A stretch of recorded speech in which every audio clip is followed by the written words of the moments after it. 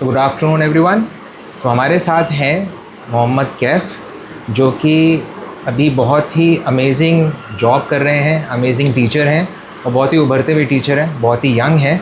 तो और इनका अभी रिसेंटली बहुत ही अच्छा रिज़ल्ट आया, इनके बच्चों का इनफैक्ट बहुत ही अच्छा रिज़ल्ट आया इन आईएससी बोर्ड। सो इसलिए मैंने इनको इनवाइट किया कि एक इनका पॉडकास्ट किया जाए जिसमें ये अपने एक्सपीरियंसेस शेयर करें, बिकॉज़ ये ऑब्वियसली इनका फर्स्ट ईयर था जिसमें इन्होंने बच्चों को प्रिपेयर किया।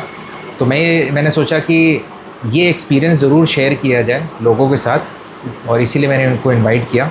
तो कैफ़ प्लीज़ अपने बारे में थोड़ा सा बताइए। सर, मेरा नाम मोहम्मद कैफ़ है और मैं एक एम्स इंडिया पब्लिक स्कूल में मैथमेटिक्स एंड सोशल साइंस का टीचर हूँ और मेरी एक खुद की कोचिंग है जिसका नाम है RK Classes Kaif sir. Very good. जिसमें मैं ICSE board, specially ICSE board class 9th and 10th और उसमें कॉमर्स और इकोनॉमिक्स को मेन टीच करता हूँ। तो ये जो ऑब्वियसली आप टीचिंग फील्ड में आए, तो आपका कुछ फैमिली बैकग्राउंड भी है टीचिंग का, या फिर आपका खुद का ऐसा मोटिवेशन था कि आप टीचिंग? मेरा कोई ऐसा फैमिली बैकग्राउंड नहीं। मेरे फादर गल्फ में सुपरवाइज़र की जॉब पे थे, वो फ़िलहाल रिटायर्ड हो चुके हैं। और मेरा भाई सेफ्टी ऑफिसर का कोर्स कंप्लीट किया है, फ़िलहाल वो अभी एकेडमिक काउंसिलर है एमईटी यूनिवर्सिटी में। Very good. और मेरा कोई बैकग्राउंड एजुकेशन के मतलब टीचिंग के रिलेटेड नहीं था, कि मैं खुद मोटिवेट हुआ। मैंने एजुकेशन को इतना अच्छा मुझे लगा कि मैं सोचा मैं खुद ही टीच करने लग जाऊँ। तो ये आपका दरअसल फर्स्ट ईयर ही है रिज़ल्ट का बेसिकली देने का, और आपका एक्सपीरियंस, टोटल एक्सपीरियंस कितने साल का? 2 साल 3 साल का एक्सपीरियंस हो गया? यस सर, 3 इयर्स का है। 3 इयर्स का एक्सपीरियंस हो गया। बढ़िया। तो ये जो आपका जो आईएससी का जो रिज़ल्ट आया स्पेसिफिकली अगर हम उसकी बात करें, तो उस रिज़ल्ट के बारे में थोड़ा बताइए। बच्चों के कितने परसेंटेजेस आए? और हमें दरअसल मैं हमेशा ये मानता हूँ कि नंबर वाला जो चीज़ होती है, नंबर तो it is always a number, जो परसेंटेजेस अच्छे आते हैं वो तो हैं ही। मगर मेरी इनसे जब बात हुई थी तो इन्होंने बताया था कि कुछ ऐसे बच्चे थे ग्रेड 9th में जो कि जिनको स्कूल ने हमेशा फ़ेल करते चले आ रहे थे, और स्कूल ने बिल्कुल बोल दिया था तो पास हो ही नहीं पाएंगे। उनको इन्होंने अपलिफ्ट करके बहुत अच्छे परसेंटेजेस इनके लेके आए। मेरी उन बच्चों से भी ऐसे बात हुई थी, इनके थ्रू ही मेरी बात हुई, तो उससे मुझे ये पता चला। तो उनके बारे में थोड़ा ये बताइए, क्या जैसे जो हमारे यहाँ जो भी स्टूडेंट थे वो एक एवरेज थे, और यह जो ये आपने बताया जैसे स्कूल में उन्हें, अब वो सिर्फ ग्रेड 9 में फेल नहीं किए गए, उनका तो सिलसिला बनाया था उन्होंने। ये कैरेक्टर्स को बनाया कि ये स्टूडेंट स्टडी में नहीं अच्छे हैं। आज वो रिज़ल्ट आया कि जिसमें पूरी फैमिली खुश हो गई और उनको एक ऐसा फील हुआ कि स्कूलिंग कुछ नहीं होती। जो असली आईसीएसई बोर्ड होता है वो हमारा 10th की मार्कशीट दिखाता है, और उससे उन्होंने इतना अच्छा परफॉर्म किया। मेरा हाईएस्ट जो परसेंटेज गया बैच का वो 85% गया है, जिसमें कॉमर्स में 90 मार्क्स हाईएस्ट स्कोर हुए मेरी कोचिंग से, एंड इकोनॉमिक में 85।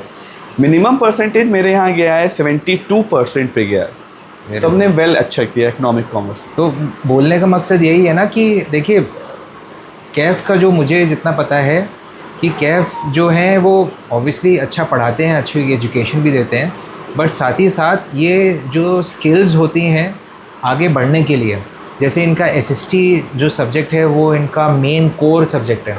तो ये एसएसटी को ऐसे पढ़ाते हैं कि बच्चा उसको आराम से विजुलाइज कर सकता है, और जब बच्चा विजुलाइज करने लगता है ना एसएसटी को, और उसको जब पता चल जाता है कि डेमोग्राफी क्या है, ज्योग्राफी क्या है, सारी चीज़ों की, तो उसके अंदर एक स्किल आ जाती है। सबसे अच्छी स्किल उसकी ये होती है कि वो आपको कभी वो प्रिडिक्ट कर सकता है कि कहाँ पर क्या क्लाइमेट आने वाला। फॉर एग्जांपल जैसे मैं बता रहा हूँ, कहाँ पर क्या क्लाइमेटिक कंडीशंस हैं, अगर वो क्लाइमेटिक कंडीशंस चेंज हो रही हैं तो वो क्यों चेंज हो रही हैं क्लाइमेटिक कंडीशन। तो ये सारी स्किल भी वो डेवलप करते हैं। पढ़ाने के अलावा स्किल डेवलप करना भी बहुत ज़्यादा ज़रूरी होता है। सो नेक्स्ट मेरा क्वेश्चन आपसे ये है कि आपको एजुकेशन सेक्टर में मतलब आने के लिए किस चीज़ ने मोटिवेट किया? सर, एजुकेशन सेक्टर में आने के लिए मैंने जब ये नोटिस किया, जो मेरे स्टूडेंट्स थे उन्होंने एक गोल जब बनाया कि मुझे इतने परसेंट चाहिए, और जब वो सर अचीव कर ले रहे, तो ये चीज़ हमें ज़्यादा थोड़ा अच्छा लगा कि इसी ने हमको ज़्यादा मोटिवेट किया कि जब हम एक टीचिंग कर रहे हैं वो स्टूडेंट्स अपने गोल को अचीव कर सकता है। तो यही एजुकेशन बहुत बड़ा टारगेट होता है कि जो मैं गोल बना भी रहा हूँ, बात एजुकेशन में जैसे आपका यूपीएससी जो भी आपका, अगर वो आप अचीव कर रहे हो तो एक टीचर के लिए बहुत ही प्राउड मोमेंट हो जाता है। ये हम ज़्यादा हाँ एग्जैक्टली, क्योंकि ये जो गोल अचीव करने के लिए बच्चे को मोटिवेट, जैसे होते बहुत सारे टीचर्स होते हैं बस पढ़ाते रहते हैं, बच्चे का रिज़ल्ट आए ना आए उससे कोई मतलब नहीं होता, मगर बहुत सारे ऐसे टीचर्स हैं जो कि एक्चुअली में उनको पता है कि इस बच्चे को हमें कहाँ पर पहुँचाना है और उसके लिए वैसे ही मेहनत करते रहते हैं। तो मैंने इनको कैफ सर को मैंने काफ़ी बार जब मैं क्लास में देखता हूँ, जब ये क्लास में एंटर करते हैं ना, तो एक नहीं होता, एक अंदर से एनर्जी होती है, गुड मॉर्निंग बच्चों, इस टाइप से जैसा होता है। तो ये मैंने इनको काफ़ी बार देखा ऐसे करते हुए, और इससे दरअसल बच्चे मोटिवेट होते हैं। देखिए मुझे ऐसा लगता है ना कि हमेशा जब आप बेस्ट टीचर बनने के चक्कर में लगोगे ना, जब आप बेस्ट टीचर बनना चाहोगे, कि फेवरेट टीचर बनना चाहोगे, इनफैक्ट बेस्ट नहीं फेवरेट टीचर जब आप बनना चाहोगे ना, आपके अंदर अपने आप वो एक ज़ील, एक एंथुसियाज्म आने लगता है, जो मुझे इनके अंदर ऑब्वियसली बहुत ज़्यादा नज़र आता है। तो एजुकेशन फील्ड में अगर कोई चेंज करना चाहते हैं, अगर कोई चेंज लाना चाहते हैं, तो क्या चीज़ आप एक्सपेक्ट करते हैं कि वो चेंज आना चाहिए एजुकेशन सिस्टम में? सर अकॉर्डिंग टू मी, जो मुझे लगता है, जैसे क्लास 9 में जब सब्जेक्ट्स की बात करते हैं हम लोग, तो वहाँ पे ICSE बोर्ड में 8 से 10 सब्जेक्ट होते हैं, CBSE में 5 एंड UP में 5 होते हैं। बट सर जब वो 11th में जाते हैं तो क्या होता है, सब्जेक्ट स्किप होने लग जाते हैं। अगर वही चीज़ हम क्लास 9 से उनको फॉलो अप करवाएं और उनको ये भी बता सकते हैं 9 से कि अगर आप ये सब्जेक्ट की चूज़ कर रहे हैं तो आफ्टर 12th आपको ये लाइन, ये स्टडी और ये करियर आप बना सकते हैं। ये मुझे एजुकेशन में यही अचीवमेंट मेन चाहिए। हाँ, जैसे आपने इनसे एक बार मेरी बात हो रही थी SST में related, economics I think grade 6 में इकोनॉमिक्स था। Yes sir. और ग्रेड 7 में इकोनॉमिक्स नहीं था जो सिलेबस था, फिर ग्रेड 8 में इकोनॉमिक्स आ गया था। तो ये जो एक फ़्लो जो होता है ना, ये बीच में जो ब्रेक हो जा रहा है, I don't know for whatsoever reasons, कि 6 में बच्चे ने इकोनॉमिक्स पढ़ा, फिर 7th में वो नहीं पढ़ रहा है, फिर वो 8 में फिर से इकोनॉमिक्स पढ़ रहा है, तो इससे फ़्लो ब्रेक होना बहुत ज़्यादा डिफ़िकल्ट, टीचर के लिए बहुत ज़्यादा डिफ़िकल्ट हो जाता है ना। वो 1 साल के गैप में फिर से वही सारी चीज़ रिवाइज़ करवाना, फिर वही सारी चीज़ें आपको बताना, ये बहुत ज़्यादा डिफ़िकल्ट हो जाता है। और मुझे भी ऐसा लगता है कि वो जो फ़्लो जो आना चाहिए, कि वो जो एक गैप आ जाता है। अच्छा, ये भी मैंने देखा हुआ है कि 10th का जो लेवल है और 11th का जो लेवल है, इसमें ज़मीन आसमान का डिफरेंस हो जाता है, बहुत बड़ा गैप हो जाता है। बच्चे जो 90%, 95% बहुत अच्छा जो परसेंटेज, बहुत बड़े जो नंबर्स लेके आते हैं, वो 11th में उनकी हालत ख़राब हो जाती है। और जो बच्चे जो 60-70% होते हैं, जिनको स्ट्रगल करना आता है, जिनको मेहनत करना आता है, वो आप देखिएगा 11th में बहुत अच्छा करने लगते हैं।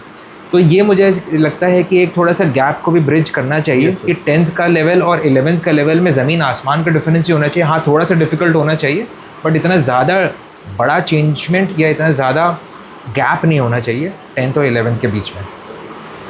सो नेक्स्ट एक बहुत इंपॉर्टेंट क्वेश्चन है आपके फ्यूचर से रिलेटेड, कि नेक्स्ट 5 ईयर में आप अपने आप को कहाँ देखना चाहते हैं? सर नेक्स्ट 5 ईयर्स में ऐसा स्कूल में मैं एक लीडर, ऐसा सब्जेक्ट लीडर देखना चाहता हूँ, और कोचिंग में अपने सब्जेक्ट के नेम से उस एरिया में जाना चाहूँ। और सबसे बड़ी बात, मुझे 5 ईयर्स में पेरेंट्स और स्टूडेंट्स का जो ट्रस्ट है वो मुझे जीतना है। बिल्कुल। ये देखिए, हर एक स्कूल जो होता है ना, मेरा भी ये मानना है कि हर एक स्कूल के ऊपर बहुत ज़्यादा रिस्पॉन्सिबिलिटी होती है।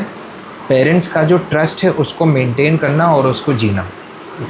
पेरेंट्स बहुत ही ट्रस्ट करके स्कूल के ऊपर और कोचिंग सेंटर्स में अपने बच्चे को एडमिट करवाते हैं, और फिर वो देखिए इतना ज़्यादा वो ट्रस्ट करते हैं ना कि वो आपके आंख बंद करके भरोसा करते हैं, अपने बच्चे की पूरी ज़िंदगी वो आपके हाथ में दे देते हैं, फिर वो चाहे स्कूल हो चाहे वो कोचिंग सेंटर हो। तो उस ट्रस्ट को मेंटेन करना, उस ट्रस्ट को निभाना, उस ट्रस्ट को जीना, ये एक बहुत ही इम्पॉर्टेंट और बहुत ही रिस्पॉन्सिबिलिटी वाली चीज़ होती है। हर कोई इसको नहीं निभा पाता। बहुत सारे लोग, बहुत सारे टीचर्स जो होते हैं, मेरा तो बहुत लंबा करियर रहा है, तो मैंने बहुत सारे टीचर्स को देखा, पैसे के पीछे भागने लग जाते हैं। ट्यूशन थोड़ा अच्छा चलने लगता है, कोचिंग अच्छा चलने लगता है, तो उसमें खुराफाती करने लगते हैं। आप सबको जानते हैं कैसे सब खुराफाती होती है। स्कूल में चलने लगता है अच्छा सब कुछ, तो स्कूल में बच्चों को प्रेशराइज़ करने लगते हैं, ये सारी चीज़ें होती हैं। मगर जो अच्छा टीचर होता है ना, वो कभी भी प्रेशराइज़ नहीं करता। पेरेंट अपने आप उसके पास आता है और अपने आप अपनी प्रॉब्लम उसको बताता है, और फिर वो टीचर उस पेरेंट के ट्रस्ट को, जो पेरेंट ने जो ट्रस्ट किया है, उस ट्रस्ट को वो निभाने की, उस ट्रस्ट को जीने की कोशिश करता है। तो अब नेक्स्ट ये है, हम लोग इख्तिताम पे आ गए हैं इसके, तो बच्चों को आगे बढ़ाने के लिए किस टाइप का माइंडसेट रखना चाहिए, ये एक बहुत इंपॉर्टेंट सब बच्चों को बढ़ाने के लिए सबसे इम्पोर्टेंट ये है कि उन्हें कभी भी कंपेयर ना किया जाए। हाँ, सबसे बड़ा पॉइंट है, अगर आप अपने बच्चे को कंपेयर करोगे तो आपसे तो एक्सपेक्ट करता ना कि आप ही उसकी उम्मीद हो, आप ही उस पर भरोसा रखोगे।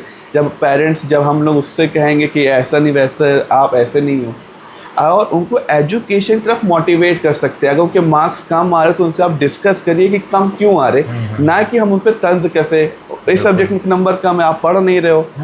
ये मेन चीज़ हमारा है कि उनका आप कॉन्फिडेंस बना के रखिए, कभी कंपेयर मत करिए। एग्जैक्टली, कंपैरिजन तो बहुत ही ख़राब होता है। अगर हम किसी भी बड़े को भी दूसरे से कंपेयर करें उसको ख़राब लगेगा, तो बच्चे भी हैं। हम लोग कभी कभार ऐसा सोच नहीं लेते हैं कि ये बच्चे, इनको क्या समझ में आएगा, बट उनको बहुत समझ में आता है। बच्चे बहुत दिमाग वाले होते हैं, उनको सब समझ में आता है, उनको कंपैरिजन वगैरह सब समझ में आता है। तो ऐसे इंसिडेंट्स भी तो आपके साथ हुए होंगे ना, जिसमें मेरे साथ भी ऐसे इंसिडेंट्स हुए थे कि मुझे भी कंपेयर किया था लोगों ने, मुझे भी अच्छा नहीं लगा था। आपके साथ भी ऐसे इंसिडेंट ज़रूर हुए होंगे, लोगों ने कंपेयर ज़रूर किया होगा। तो कोई ऐसा इंसिडेंट बताइए किसी एक बच्चे का जो कि आपको बहुत अच्छा लगा हो, चाहे स्कूल में चाहे कोचिंग में, जो कि आपको मतलब आपके दिल को टच कर गया हो।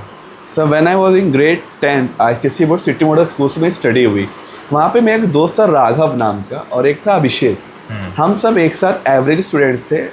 आज क्या हुआ कि जब मैंने अभी लास्ट 2 या 3 मंथ मैंने उनको कॉल करी, तो मुझे ये पता चला कि जो एक अभिषेक है वो मर्चेंट नेवी ऑफिसर बन चुका है, और जो राघव शुक्ला है वो NDA ऑफिसर बन चुका है। मतलब एक एवरेज एक दोस्त जब एक मकाम पे आता है, एक लेवल पे आता है, सर फिर याद ये रहता है कि दोस्त ऐसे होने चाहिए। और उन्होंने हर जगह मुझे मोटिवेट किया। मैं गेम्स में गया तो वो भी साथ में थे। ये मुझे प्राउड लगा कि दोस्त ऐसे होने चाहिए। बिल्कुल बिल्कुल। और ये अपने स्कूल के बच्चे या फिर जो अपने जो ट्यूशन, आपके जो ट्यूशन में जो पढ़ते बच्चे हैं, तो उनका कुछ ऐसा सीन, उनका ये ऐसी कोई चीज़ आपको याद है जो कि आपको बहुत अच्छी लगी हो, जिसने आपको और ज़्यादा मोटिवेट किया हो आगे बढ़ने के लिए? सर उनमें कुछ ऐसी बातें थी, ऐसी क्वालिटी थी, जैसे जो अब उन्होंने क्या किया कि अपने स्कूल के बच्चे, जैसे अपने स्कूल जहाँ पढ़ाते हैं अभी, जी, और कोचिंग के बच्चे कुछ ऐसे।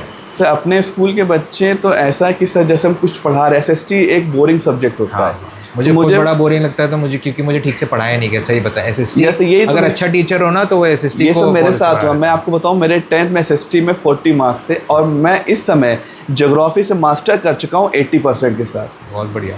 असल हुआ क्या ऐसे कि SST जब मुझे लगा कि ये बोरिंग सब्जेक्ट है और मैं इन बच्चों के सामने इंट्रोड्यूस कैसे करूँ, लेकिन जब जैसे आपने बताया एनर्जी लेके मैं जा रहा हूँ, मैंने उनसे कहा कि आप बुक बंद कर दो। पहले मैं हिस्ट्री के बारे में आपको बताऊं। हिस्ट्री क्या होता है सर? पास्ट होता है। आपने कल क्या किया, ये भी हिस्ट्री है, वो भी हिस्ट्री हो गया। तो जब वो लोग सोचे कि इसे पास्ट की बात होगी, जैसे कल जो किया, तो उससे क्या किया, कुछ बच्चों ने, अभी मैं ग्रेड 7 जो इस समय यहाँ पे, अगर हम ग्रेड 6 की पूछ लेंगे, वो आपको A to Z सब चीज़ बता सकते हैं। तो उनको क्या लगा कि एक टीचर का होना और पढ़ाना मैटर करता है एक बच्चे के लिए। और जब मैं पढ़ा रहा था SST और वो इन्वॉल्व भी हो रहे थे, तब मुझे थोड़ा और अच्छा लगा कि मुझे भरोसा तो नहीं था कि history as a boring subject bore ना हो, लेकिन वो हमारे साथ जुड़ते चले गया। वही चीज़ होती है कि मुझे जो SST जिन्होंने पढ़ाया, मैं नाम नहीं लूँगा, तो मुझे बहुत ही बोरिंग तरीके से पढ़ाया गया, इसलिए मुझे कभी भी SST अच्छी नहीं है। ये सही तो होता है, हमें भी तो सिर्फ रीडिंग करा है, क्वेश्चन आंसर करा। बस मेरे साथ भी यही। और जो मैंने कैफ को देखा है, वो दरअसल वो बुक को बंद करवा के उस चैप्टर को प्रॉपरली एक्सप्लेन करते हैं।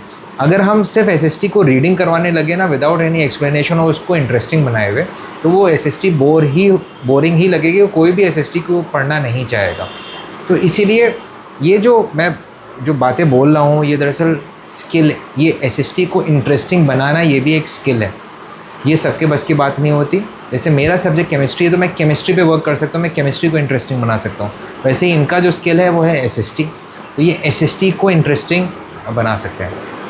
और ऑब्वियसली बच्चे इनको काफ़ी मानते भी हैं, और इंशाल्लाह आगे भी इनका रिज़ल्ट और अच्छा जाएगा। ये और बच्चों को मोटिवेट करेंगे।